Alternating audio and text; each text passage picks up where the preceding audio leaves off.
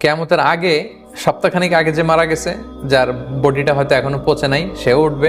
আবার লক্ষ লক্ষ বছর আগে সেই যে আদম আলাইহিস সালামের ছেলে হাবিলকে হত্যা করেছিল কাবিল, হাবিল হচ্ছে পৃথিবীর প্রথম নিহত মানব, তার কবরের জিন্দেগিটা বড্ড লম্বা, তিনিও উঠবেন।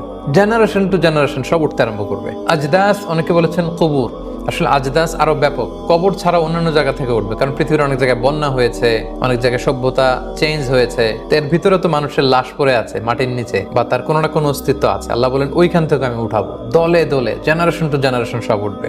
উঠে কি বলবে? ক্বালু ইয়া ওয়াইলানা মান বা'আসানা মিন মারকাদিনা, কে আমাদেরকে উঠালো? সবাই অদ্ভুত, মানে কি যে হয়েছে, কে আমাদেরকে উঠালো?